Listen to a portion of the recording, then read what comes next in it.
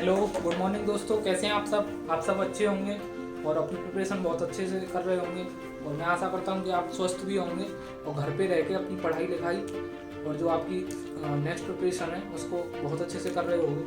तो आज मैं आपके लिए जैसा मैंने आपको प्रीवियस वीडियो में बताया था कि मैं आपके लिए लगातार कोई ना कोई वीडियो लेके आता रहूँगा।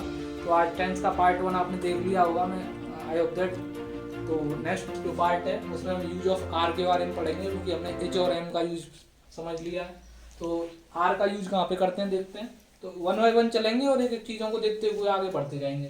तो सबसे पहले अगर सब्जेक्ट आपका प्लूरल है, प्लूरल यानी कि यू वी दे, इस टाइप का आपका सब्जेक्ट है, या फिर कोई दो लोगों के नाम दे रखे हैं, तीन लोगों के यानी कि मोर देन वन है, तो क्या होगा आपका आर का यूज होगा। अगर सब्जेक्ट आपका प्लूरल है तो प्लस आर आ जाएगा, प्लस रिमेनिंग वर्ड्स आ जाएंगे जो भी बचे हैं, और प्लस आपका फुल स्टॉप आ जाएगा। ये आपका आर के लिए मैंने सेंटेंस बना लिया, सिंटैक्स स्ट्रक्चर जो भी आप बोलना चाहें।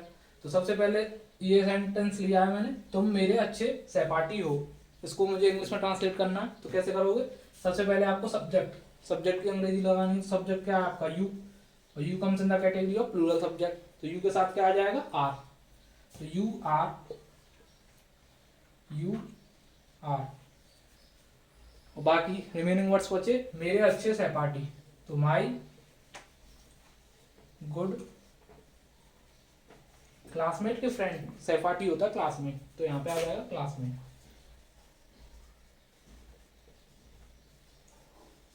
तो ये आपका हो गया। नेक्स्ट है आपका सोनू और कविता हमारे गांव के बहुत अच्छे अध्यापक हैं। तो सबसे पहले सब्जेक्ट क्या है यहाँ पे, सब्जेक्ट कोई बोलेगा सोनू है, कोई बोलेगा कविता है, लेकिन but the subject is this because the sentence is talking about Sonu and Kavita both. तो आपको सबसे पहले आपको जो सेंटेंस में आइडेंटिफाई करना है दैट इज सब्जेक्ट। और आप सब्जेक्ट आइडेंटिफाई कर लिया तो आधा जो आपका काम है वो वैसे ही आसान हो गया। सबसे पहले सोनू एंड कविता, तो सोनू एंड कविता, सोनू एंड कविता। अब ये एक होता तो सिंगुलर होता, लेकिन दो लोग हैं ये सोनू एंड कविता, तो ये फिर क्या आएगा प्लूरल सब्जेक्ट हो गया, तो क्या आएगा आर। अब मैंने बताया था जहाँ पे का की के आ जाएगा उसके पहले बाद वाले की अंग्रेजी बनेगी। तो इसके बाद वाले में क्या है रिमेनिंग वर्ड्स में बहुत अच्छे अध्यापक। तो बहुत अच्छे अध्यापक क्या हो गया very good teachers, good teachers, ये हो गया आपका का की के बाद की अंग्रेजी। टीचर्स की स्पेलिंग है TEACHER, टी से बना है टीचर। ऑफ फिर आएगा काकी की अंग्रेजी ऑफ, और फिर आएगा हमारे गांव मीन्स आवर विलेज। तो ये आपका हो गया। नेक्स्ट सेंटेंस लिख लेते हैं, इसका आप स्क्रीनशॉट ले सकते हो। नेक्स्ट सेंटेंस देखते हैं आपका, वे हमारे मेहमान हैं। तो सबसे पहले सब्जेक्ट आइडेंटिफाई करेंगे। सब्जेक्ट आपका क्या होगा वे, क्योंकि वे के बारे में बात हो रही है। कौन किसके बारे में बात हो रही है, वे हमारे मेहमान हैं। ये तो आपके अदर वर्ड्स में आ गया ना हमारे मेहमान। तो वे की अंग्रेजी होती है दे, मैंने बताया था आपको दे। तो दे आ गया आपका। दे आता है जब आपका जो सब्जेक्ट है वो ओनली अलोन है, और मैंने लिख दिया सब्जेक्ट के साथ कोई नाउन जुड़ा हुआ है, जैसे ये लड़कियां वे लड़के। तो आपके साथ आपकी जो अंग्रेजी बनेगी वो दीज और दोज मिला के बनेगी, दीज गर्ल्स दोज बॉयज ऐसे करके। तो अगर ये सिंगल है आपका वे ओनली, तो आपको क्या लगाना है दे। तो दे, उसके बाद आर आ जाएगा आपका, प्लूरल सब्जेक्ट है तो दे आर। और फिर अदर वर्ड्स में हो गया हमारे मेहमान यानी कि आवर, और ये आपका हो गया गेस्ट, दे आवर गेस्ट। ये आपका आंसर हो गया। कमरे में 6 विद्यार्थी हैं। अब इसमें सब्जेक्ट आइडेंटिफाई करना बड़ा कठिन टास्क है, क्योंकि इसमें आपको दिखाई नहीं देगा सब्जेक्ट। इसमें क्या है हिडन सब्जेक्ट होता है, मतलब दिखाई नहीं दे रहा। कमरे में 6 विद्यार्थी हैं, किसके बारे में बात हो रही है वी डोंट नो। तो ऐसे सेंटेंस जिसमें जो आपका सब्जेक्ट आइडेंटिफाई करने में प्रॉब्लम हो, तो हम उसे किससे बनाते हैं देयर से, देयर का यूज करके, देयर का। जैसे कमरे में 6 कुर्सियां हैं, हमारे विद्यालय में 3 कमरे हैं, इस टाइप के जो सेंटेंस होते हैं उन्हें देयर से बनाना है। देयर, और there is not the real subject. जो सब्जेक्ट होगा वो आपका इसी पे डिपेंड करेगा। एजेएमआर आपको इसी को देख के लगाना है, 6 विद्यार्थी हैं तो एक से ज्यादा हैं तो क्या आएगा 8। देयर को देख के देयर नॉट देयर ना तो आपको सिंगुलर की कैटेगरी में आएगा ना प्लूरल की में, तो देयर आर 6 स्टूडेंट्स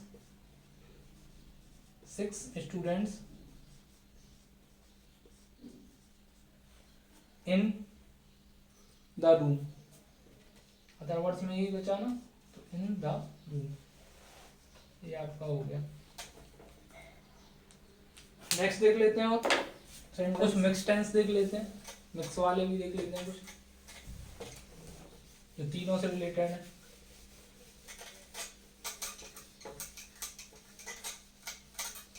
जैसे बहुत पॉपुलर टेंस है, गंगा एक पवित्र नदी है, बहुत पूछा जाता है। गंगा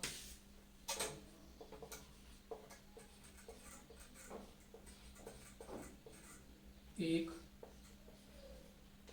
पवित्र नदी है, ठीक है। तो सबसे पहले क्या लगाएंगे, गंगा।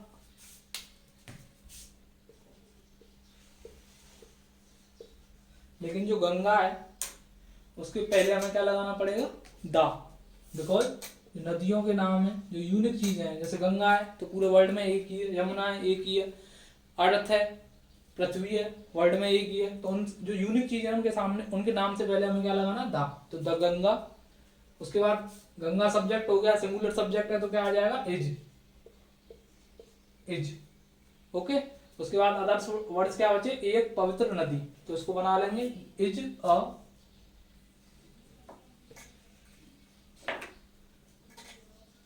फिर आ जाएगा पवित्र। पवित्र की स्पेलिंग होती है होली, होली या पायस, PIOUS।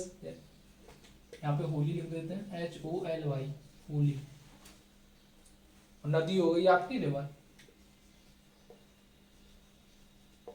ठीक है। ये हो गया आपका एक टेंस और बहुत पॉपुलर होता है, महाभारत ले लो या रामायण ले लो, बाइबल ले लो, गीता ले लो, जो भी लेना चाहो। रामायण ही ले लेता हूँ। रामायण एक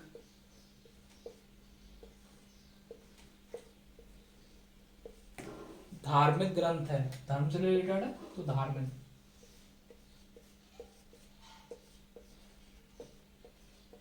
ग्रंथ है, इसको बनाएंगे। तो सबसे पहले सब्जेक्ट क्या है, रामायण, तो सबसे पहले रामायण आ जाएगा।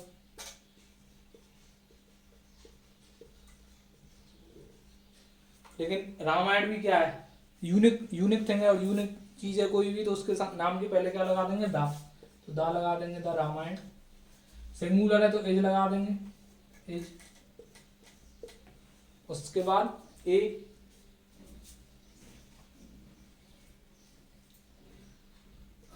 एक धार्मिक ग्रंथ, या अदर वर्ड्स हो गए तो ए रिलीजियस, RELIGIOUS,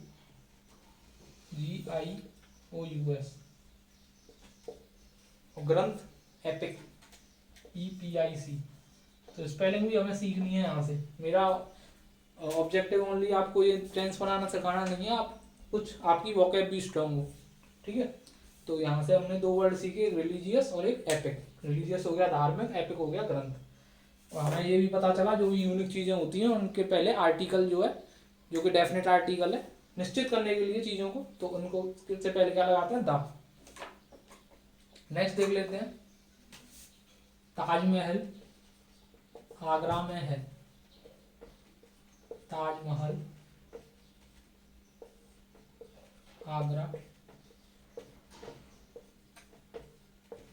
में है, ये भी JMR का टेंस। जिनमें ऑब्जेक्ट की बात ना हो वो सब JMR की कैटेगरी में आएंगे, है आ जाए, हूँ आ जाए पीछे एंड में सब सेंटेंस के। तो ताजमहल, ताजमहल की स्पेलिंग हो गई PAJ और महल, ठीक है, MAHAL। तो ये होगा ताजमहल। लेकिन ताजमहल भी यूनिक है वर्ल्ड में, तो द 7 वंडर में से एक है, तो द ताजमहल। उसके बाद क्या आ जाएगा, सिंगुलर है तो इज आ जाएगा, इज इन। उसके बाद बचा कुचा क्या है, आगरा में, इन आगरा, आगरा का ए कैपिटल बनेगा। ये चीजें ध्यान रखनी है, पंचुएशन में आती है एरर में, क्योंकि आगरा जो है वो आपका किसी सिटी का नाम हो, किसी मनुष्य का नाम हो, किसी भी यूनिक बिल्डिंग का नाम हो, सबका जो नेम है वो कैपिटल लेटर में लिखेंगे। रामायण हो गया, गंगा हो गया, ठीक है। नेक्स्ट देखते हैं, सुरेश उस लड़के का भाई है। सुरेश उस लड़के का भाई है। ये टेंस देखते हैं। तो मिक्स टेंस में इसलिए ज़्यादा करा रहा हूँ क्योंकि इसमें आपको प्रैक्टिस करने का काफ़ी भरपूर टाइम मिलेगा, इसलिए मैं ज़्यादा इन पे फोकस कर रहा हूँ। तो मिक्स टेंस ज़्यादा करें, जिससे आपको आइडेंटिफाई करने में ईजीनेस हो कि कौन सा कहाँ एज लगेगा, कहाँ एम लगेगा, कहाँ आर लगेगा। तो सुरेश उस लड़के का भाई है, तो सबसे पहले सुरेश हो गया, सुरेश के बारे में बात हो रही है, तो सुरेश। उसके बाद सिंगुलर है तो एज लगा देंगे, पीछे है आ रहा है एज। मैंने बताया का के बाद जो भी लिखा है उसकी अंग्रेजी पहले आएगी, तो भाई लिखा है, भाई की अंग्रेजी पहले लगा देंगे, ब्रदर। ऑफ लगाएंगे और आगे वाले को कनेक्ट कर देंगे, ऑफ। उसकी अंग्रेजी हो जाएगी दैट। लड़का तो आपको पता ही है, बॉय, ठीक है। तो इसका आप स्क्रीनशॉट ले सकते हैं। तो आगे देख लेते हैं, आगे क्या टेंस है, टोकरी में 100 आम है। सबसे पहले इसमें सब्जेक्ट देखेंगे, सब्जेक्ट आइडेंटिफाई करना इसमें पॉसिबल नहीं है, तो इसको किससे बनाएंगे, देयर से। मैंने बताया अगर काउंटिंग दे रखी हो कि 100, 200, 3, 4, विद्यालय में इतने कमरे हैं, घर में इतने ताले हैं, ऐसे इस टाइप के टेंस सारे देयर से ही बनेंगे। तो सबसे पहले देयर लगा देंगे, देयर। अब एजेएमआर का यूज डायरेक्ट नहीं करेंगे बिना देखे, हम देखेंगे कितना क्वांटिटी दे रखा है। तो 100 है, एक से ज्यादा है तो क्या लगाएंगे, आर। तो देयर आर 100।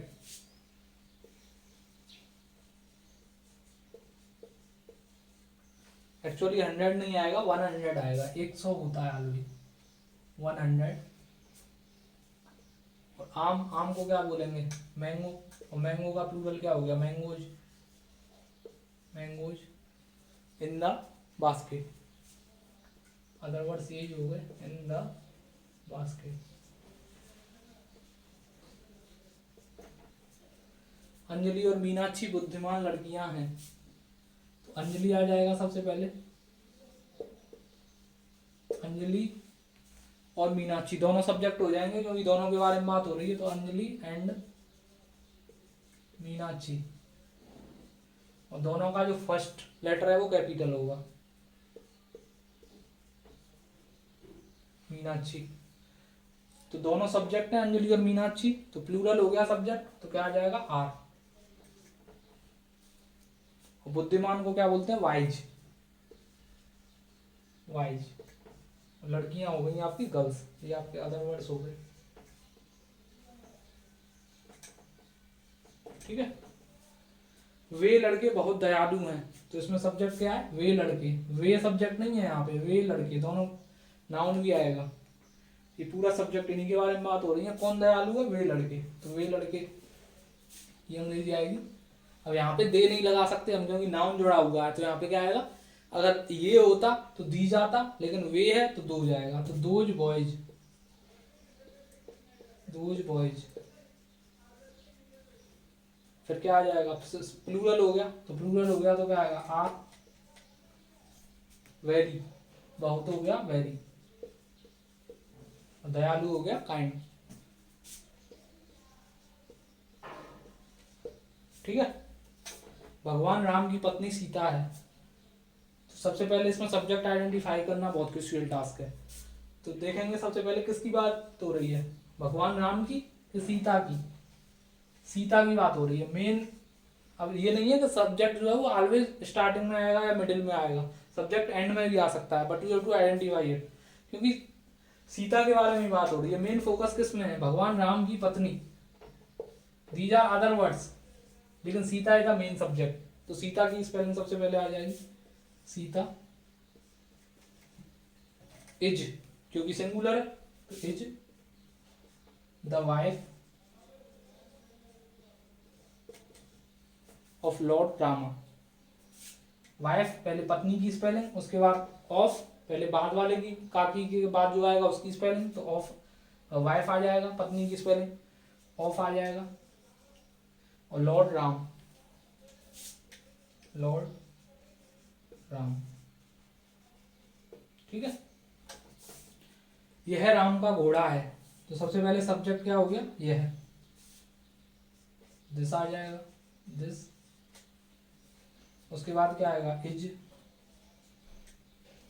क्योंकि सिंगुलर है तो इज आ जाएगा।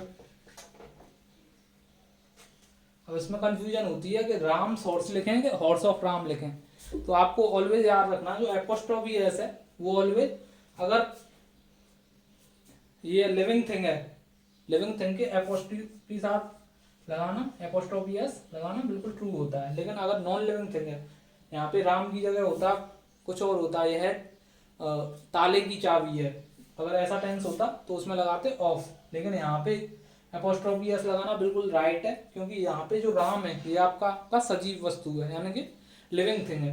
तो राम तो ह्यूमन हो गया, तो राम हॉर्स। अब आधे लोग कहेंगे कि राम लिविंग है, इसको कैसे प्रूव करें, तो कुछ चीज़ें ऐसी होती हैं जो ऑटोमेटिक मान ली जाती हैं, ऐसा नहीं है, उनका कोई प्रूफ नहीं है। अब राम है यहाँ पे तो राम हम मान लेंगे, कोई पर्सन का नाम ही होगा, तो राम्स हॉर्स, ये आपका हो गया। तो आई थिंक इतना बहुत है एजेएमआर के लिए। अब नेक्स्ट जो हम देखेंगे अभी, वो हम देखेंगे कि यूज ऑफ नॉट, कि नकारात्मक जो वाक्य होते हैं उनमें नॉट का, नहीं का प्रयोग कैसे करते हैं, तो देखते हैं आगे। तो दोस्तों देखते हैं नेगेटिव सेंटेंसेस क्या होते हैं। नेगेटिव सेंटेंसेस के बारे में बात कर लेते हैं। नेगेटिव सेंटेंसेस मीन्स नकारात्मक वाक्य। नकारात्मक वाक्य मतलब जिनमें कोई चीज पॉजिटिव है, मीन्स है एक लड़का है और इसमें नहीं लगा दिया, यह चीज पॉसिबल नहीं है, यह चीज एग्जिस्ट नहीं करती, तो उस चीज को क्या बोलेंगे, नकारात्मक, यानी कि जो नेगेटिव है, नेगेटिव बोलते हैं सिंपली। तो नेगेटिव सेंटेंसेस यानी कि जिसमें नहीं आ जाए, ना आ जाए, जैसे मैंने खाना खा लिया है, मैंने खाना नहीं खाया है, नहीं आ गया, नॉट आ गया इंग्लिश में, तो वही क्या हो जाएगा, नेगेटिव सेंटेंस। तो नेगेटिव सेंटेंस का सबसे पहले एजेएमआर के इसमें सिंटैक्स देख लेते हैं। तो इसका सिंटैक्स क्या होगा, सिंटैक्स मीन्स हम इंग्लिश, हिंदी से इंग्लिश में ट्रांसलेशन कौन सा रूल फॉलो करेंगे उसके लिए, सिंटैक्स या स्ट्रक्चर जो भी है आप बोलते हो। तो सबसे पहले तो सब्जेक्ट आ जाएगा, सब्जेक्ट, सबसे पहले सब्जेक्ट आ गया, उसके बाद क्या आएगा, एजेएमआर लगाएंगे सब्जेक्ट के अकॉर्डिंग, या तो एज आएगा या एम आएगा या आर आएगा। उसके बाद तो ये ध्यान रखना है कि अगर सब्जेक्ट सिंगुलर है तो आपको एज लगाना पड़ेगा, सब्जेक्ट अगर प्लूरल है तो आर लगाना पड़ेगा, और सब्जेक्ट अगर आई है तो एम लगाना पड़ेगा। तो ये चीज आपको ध्यान रखनी है। एजेएमआर आ गया, उसके बाद क्या आएगा, नोट, उसके बाद आपको नोट लगा देना है। उसके बाद क्या करेंगे, उसके बाद जो अदर वर्ड्स जो बचे कुछ शब्द हैं उनको लगा देंगे, रिमेनिंग वर्ड्स या अदर वर्ड्स जो भी बोले, अदर वर्ड्स आ जाएंगे जो भी हैं। और उसके बाद हम क्या लगा देंगे, फुल स्टॉप। फुल स्टॉप को नहीं भूलना है, बिकॉज पंचुएशन की एरर आती है कभी कभी हमारे पेपर में, तो हमसे गलती हो सकती है। तो ये मैंने देखा कि इसका सिंटैक्स क्या होता है। नाउ वी वॉच के इसके एग्जांपल्स। तो इसके एग्जांपल्स देखते हैं, इसके एग्जांपल देख लेते हैं। कविता एक सुंदर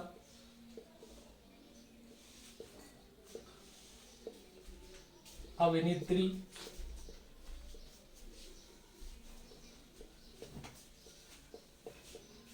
नहीं है।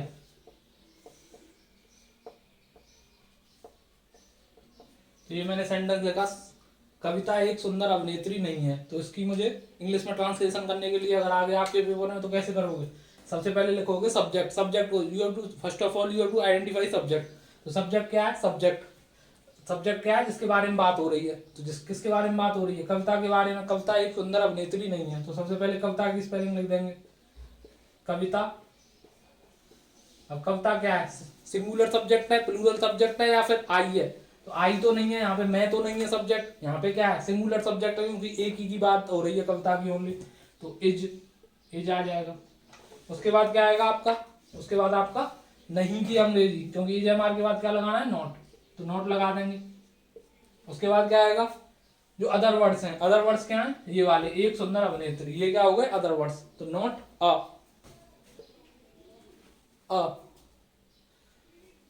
और उसके बाद सुंदर, सुंदर हो गया ब्यूटीफुल। और अभिनेत्री की स्पेलिंग आपको याद रखनी है, क्या होती है, एक्ट्रेस, क्योंकि एक्टर मीन्स अभिनेता और एक्ट्रेस मीन्स अभिनेत्री, तो एक्ट्रेस लिख देंगे यहाँ पे। और लास्ट में क्या लगा देंगे, फुल स्टॉप। फुल स्टॉप को नहीं भूलना, इसको याद रखना, ठीक है। नेक्स्ट है आपका वे गरीब किसान नहीं है, ठीक है, ये मैंने सेंटेंस लिखा। अब इसको बनाते हैं। वे गरीब किसान नहीं है, इसको बनाना है मुझे, तो मैं क्या करूंगा, सबसे पहले सब्जेक्ट आइडेंटिफाई करूंगा। तो किसकी बात हो रही है, वे की। वे की अंग्रेजी क्या होगी, दी, जो होगी कि दे होगी, यहाँ पे होगी दे। क्यों दे होगी यहाँ पे, क्यों, बिकॉज यहाँ पे अगर होता वे गरीब किसान अच्छे व्यक्ति नहीं है, तो गरीब किसान क्या हो जाता, नाउन हो जाता, तो वहां पे लगाते अगर इसके अंदर नाउन जुड़ा होता, लेकिन यहाँ पे नाउन जुड़ा हुआ नहीं है, यहाँ पे ओनली वे यहाँ पे सब्जेक्ट रहेगा। तो वे की अंग्रेजी दे आ गई। दे के बाद क्या आएगा, सब्जेक्ट है, फिर एजेएमआर में से क्या आएगा, दे। एक किसान की बात तो हो नहीं रही, बहुत सारे किसान है, तो क्या आएगा, आर, दे आर। और नहीं आ गया तो नोट लगाना है, नॉट। गरीब की अंग्रेजी हो गई पुअर, और किसान की अंग्रेजी हो गई फार्मर। लेकिन बहुत सारे किसान हैं, क्योंकि वे आ रहा है तो फार्मर्स, और फुल स्टॉप लगा देंगे। तो ये मैंने बना दिया, they are not poor farmers, ठीक है। नेक्स्ट आपका देखते हैं, मैं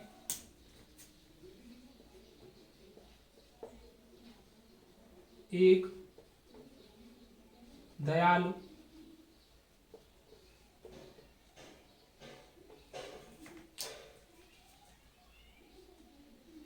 नौकर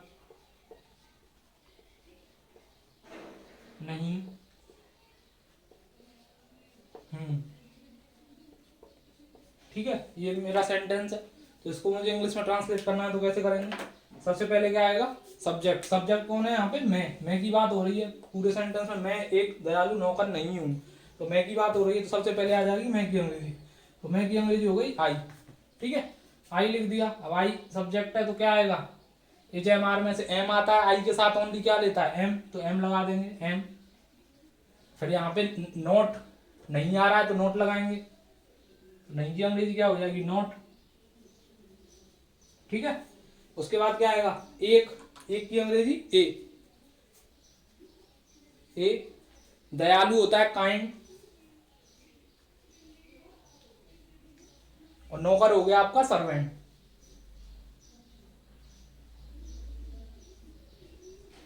ठीक है, और फुल स्टॉप लगा देंगे।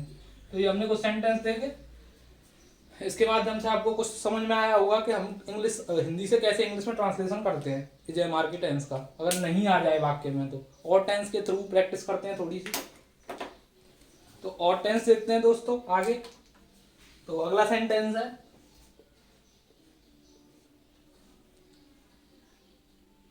महक मेरी भतीजी नहीं है। तो ये सेंटेंस मुझे बनाना है, तो इसको इंग्लिश में ट्रांसलेशन करना है। तो सबसे पहले मुझे क्या पता होना चाहिए कि इसका सब्जेक्ट क्या होगा। तो सब्जेक्ट यहाँ पे आइडेंटिफाई करेंगे, तो महक के बारे में बात हो रही है, तो महक आ जाएगा सब्जेक्ट की अंग्रेजी। उसके बाद क्या आएगा, एजेएमआर लगाना है। एजेएमआर सब्जेक्ट कैसा है, सिंगुलर, ओनली एक ही लड़की की बात हो रही है, तो क्या आ जाएगा, एज आ गया। फिर क्या लगाएंगे, नोट, नहीं आ रहा है तो नोट लगा देंगे, नोट। अब क्या बचा, मेरी भतीजी, तो माई भतीजी को क्या बोलते हैं? भतीजा होता है भतीजा या भांजा, नेफ्यू, NEPHEW। और भतीजी को बोलते हैं नीस, NIECE। ठीक है, तो ये मैंने टेंस बना दिया। और लास्ट में फुल स्टॉप का जरूर ध्यान रखना है। ये टेंस देख लिया, आगे देखते हैं। तुम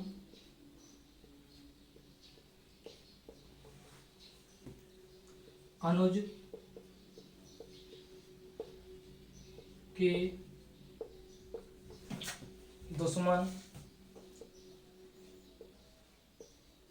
दुश्मन या शत्रु नहीं हो। तो ये टेंस की बात कर लेते हैं। तुम अनुज के दुश्मन नहीं हो, ठीक है। तो इसको मुझे इंग्लिश में ट्रांसलेट करना है। इसको ट्रांसलेट करने के लिए क्या करेंगे? सबसे पहले यू, क्योंकि सब्जेक्ट है आपका तुम के बारे में बात हो रही है, तुम अनुज के दुश्मन नहीं हो, तो यू आ गया। उसके बाद सब्जेक्ट कैसा है हमारा? प्लूरल है। मैंने बताया था I, we, you, we, they are considered as plural subject. चाहे यू आ जाए, वी आ जाए, दे आ जाए, या फिर दो नाम आ जाए जैसे मोहन और सोहन, कविता और गीता, ठीक है। तो क्या आ जाएगा? यू के बाद क्या आएगा? प्लूरल है तो आर, और नोट लगेगा, नहीं आ रहा है तो नॉट। और फिर मैंने का की के, जहां पे आ जाए का की के, तो मैंने बताया था का की के जो बाद वाला उसकी अंग्रेजी पहले, तो दुश्मन को क्या बोलेंगे? Enemy. You are not enemy of, के की अंग्रेजी ऑफ, और अनुज का ए कैपिटल रहेगा, ठीक है, क्योंकि नाम है अनुज। आगे देखते हैं।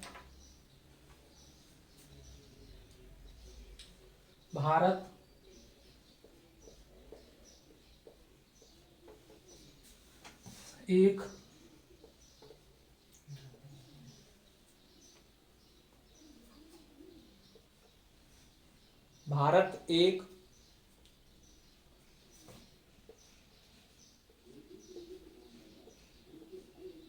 विकसित देश नहीं है।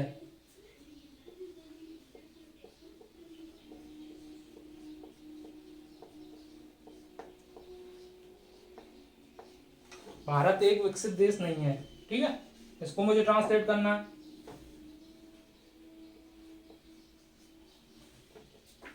तो इसको ट्रांसलेट कैसे करेंगे देखते हैं।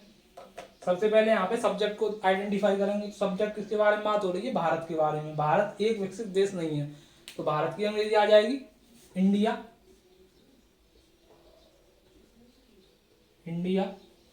उसके बाद इंडिया सिंगुलर है तो इज लगा लेंगे, इज। उसके बाद क्या आएगा? इज एम आर के बाद नॉट लगाना है, तो नॉट लगा देंगे क्योंकि नहीं आ रहा है, नॉट।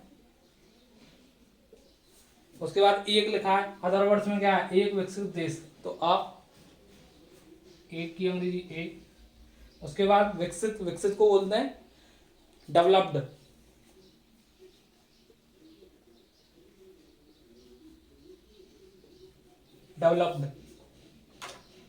जो विकसित होता है उसे डेवलप्ड, और जो विकासशील होता है, यानी कि भारत कैसा देश है हमारा? विकासशील है, यानी कि अभी विकास की राह पर है, विकास के पथ पर है, तो उसको बोलेंगे डेवलपिंग।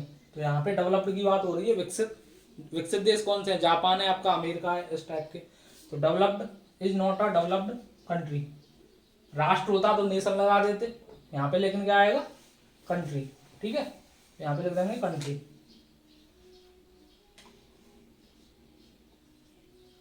तो ये मैंने कंट्री लिख दिया, ठीक है। तो यहाँ तक मैंने बात करी। तो मैंने कुछ टेंस के माध्यम से आपको बताया कि आपको जो नेगेटिव सेंटेंस है वो कैसे बनाने। तो आगे हम बात करेंगे इंटेरोगेटिव सेंटेंस है, और इंटेरोगेटिव सेंटेंसेस को भी मैं, इंटेरोगेटिव जो वाक्य हैं, इंटेरोगेटिव सेंटेंसेस को भी मैंने दो टाइप से क्लासीफाई किया है। एक ऐसे वाक्य जिनमें हेल्पिंग वर्ब पहले आती है, यानी क्या आ जाता है जिनमें हिंदी में पहले, और एक जिनके भी क्वेश्चन वर्ड्स, जैसे कौन, कब, कहाँ, कैसे, इस टाइप के क्वेश्चन वर्ड्स जो हैं वो वाक्य के बीच में आ जाए, मिडिल में आ जाए। तो इस टाइप के जो सेंटेंस हैं उनके बारे में हम नेक्स्ट वीडियो में बात करेंगे। तो अगर आपको वीडियो अच्छी लगी है तो लाइक करें, फ्रेंड्स के साथ शेयर करें, और एंजॉय करें सेशन को। और कंप्लीट देखें वीडियो को टिल एंड, जिससे आपको इसका बेनिफिट अच्छे से बेनिफिट हो। तो इसी के साथ मैं आपसे विदा लेना चाहता हूँ। धन्यवाद।